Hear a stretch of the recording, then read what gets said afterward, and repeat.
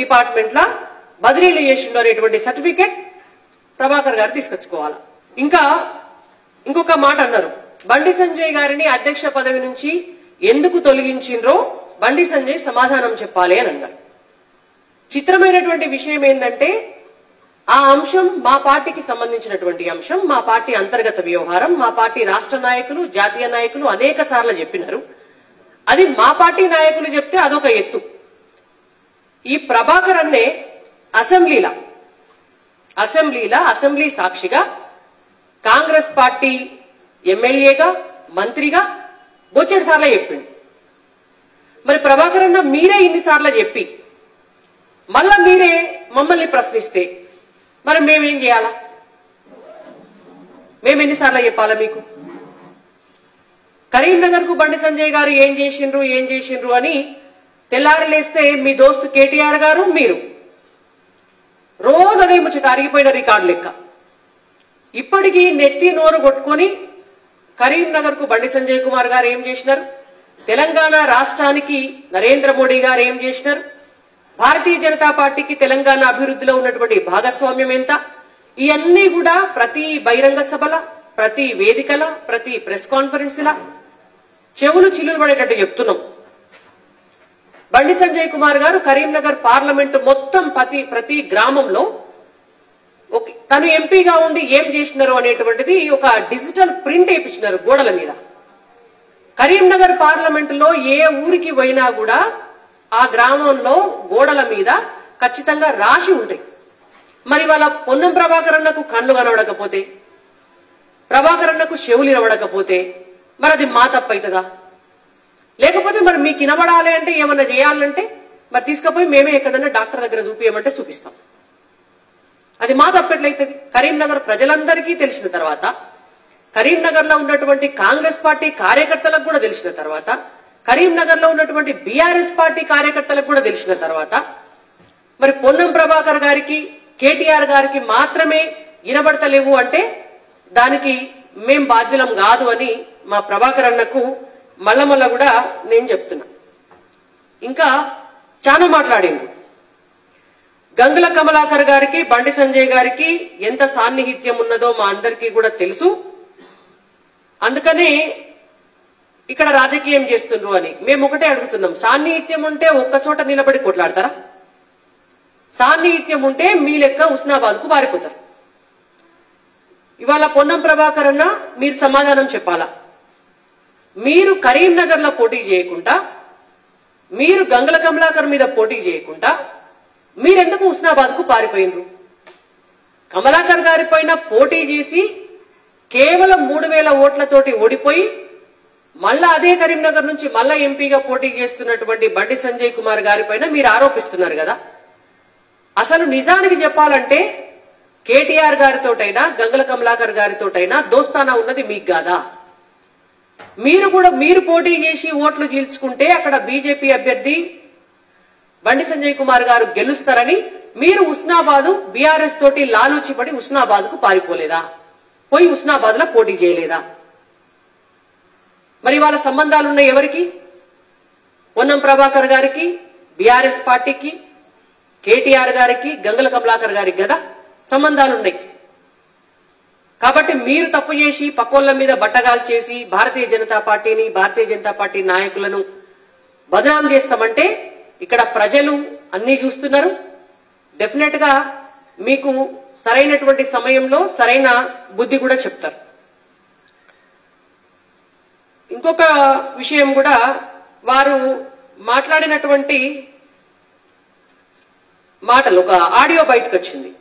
నిన్న ఒక ఆడియో బయటకు వస్తే దాంట్లో చాలా స్పష్టంగా ఉన్నది. అంటే గతంలో బీఆర్ఎస్ పార్టీ చేసినటువంటి దౌర్జన్యం, బీఆర్ఎస్ పార్టీ చేసినటువంటి ఆధిపత్యం, ఇతర పార్టీ నాయకులు ఎమ్మెల్యేలుగా ఉంటే వాళ్లను అసలు కన్సిడర్ చేయకుండా అధికారులను అడ్డం పెట్టుకుని అధికారులను బెదిరించి ప్రభుత్వ కార్యక్రమాలు నిర్వహించినటువంటి బీఆర్ఎస్ పార్టీ వారసత్వం ఇవాళ కాంగ్రెస్ పార్టీ పుణికిపుచ్చుకుంటుంది. గతంలో కేటీఆర్ గారు పక్క పార్టీ ఎమ్మెల్యేలు ఎవరన్నా ఉంటే వాళ్లకు సంబంధం లేకుండా అధికారులతోటి పనులు చేయించుకునేది. ఇవాళ సేమ్ మీరు కదా చెప్తున్నారు, ఇతర పార్టీ ఎమ్మెల్యేలకు సంబంధం లేకుండా సంక్షేమ పథకాలన్నీ కూడా నడిపియమని అధికారులతో చెప్తే ఆ ఆడియో బయటకు వస్తే అధికారి మీద నువ్వు చర్య తీసుకుంటావా? మరి నీ మీద ఎవరు చర్య తీసుకోవాలా? ఇవాళ ముఖ్యమంత్రి రేవంత్ రెడ్డి గారిని మేము ఒకటే అడుగుతున్నాం. అంటే ఈ దురహంకారపు రాజకీయాల్ని, ఆ వారసత్వాన్ని మీ ప్రభుత్వం కూడా కొనసాగిస్తోందా?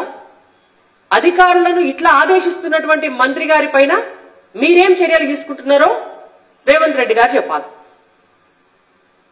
మరి ఇటువంటి మంత్రిని, ఇటువంటి వ్యక్తిని మీరు మంత్రివర్గంలో ఎందుకు కొనసాగిస్తున్నారో రేవంత్ రెడ్డి గారు చెప్పాలి. కరీంనగర్ పార్లమెంటుకు ఏమిచ్చినారు అన్నారు కదా. నేను ఇందాకనే చెప్పిన, మీకు చెవులు వినబడకపోతే దానికి మేమేం చేయలేమని. నేను ప్రభాకర్ గారిని ఒకటే విషయం అడుగుతున్నా. ప్రభాకర్ అన్న, మీరు ప్రాతినిధ్యం వహిస్తున్నటువంటి హుస్నాబాద్లో మీరిచ్చినటువంటి ఎన్నికల హామీ ఏ మహిళ కన్నా 2,500 రూపాయలు ఈ ఏడాది దాకా ఇచ్చినారా? చెప్పురి దానికి సమాధానం. మొదలు రైతులకు మీరిచ్చినటువంటి హామీ రైతు బంధు 15,000 అందరు రైతులకు పడ్డాయా? దానికి సమాధానం చెప్పు. కౌలు రైతులకు 15,000 ఇస్తామని చెప్పిండ్రు. అసలు కౌలు రైతుల లిస్ట్ ఏమన్నా తయారు చేసిరా మీరు హుస్నాబాద్ నియోజకవర్గంలో? దానికి సమాధానం చెప్పు. రైతు కూలీలకు 12,000 ఇస్తామని చెప్పిండ్రు, ఇచ్చినారా? దానికి సమాధానం చెప్పు. ఎంతమందికి ఇందిరమ్మ ఇండ్లు ఇచ్చిండ్రు? దానికి సమాధానం చెప్పు. ఇంకొక 10 రోజులైతే మొత్తం వడ్లన్నీ కూడా కళ్ళకి వస్తాయి, 500 రూపాయల బోనస్ ఇస్తామని చెప్పినారు. 500 రూపాయల క్వింటాలకు బోనస్ ఇవ్వకపోతే హుస్నాబాద్ లా మీరు రేపు పొద్దుగాల మీరు తిరగరు, మా బీజేపీ కార్యకర్తలు తిరగనియరు. ఎప్పుడు ఇస్తున్నారో, ఎప్పటి నుంచి మొదలు పెడుతున్నారో దానికి సమాధానం చెప్పండి. ఇవాళ మీ హుస్నాబాద్ లా కరీంనగర్ పార్లమెంటు పరిధిలా మీరు కరీంనగర్ పార్లమెంటు గురించి మాట్లాడినారు. మీరు ఈ రాష్ట్రంలో మంత్రివర్గంలో ఉన్నారు. రాష్ట్రంలో జరిగే అన్ని విషయాలకు కూడా మీకు కూడా సంబంధం ఉంటది కాబట్టి మీ ప్రభుత్వాన్ని మేము అడుగుతున్నాం.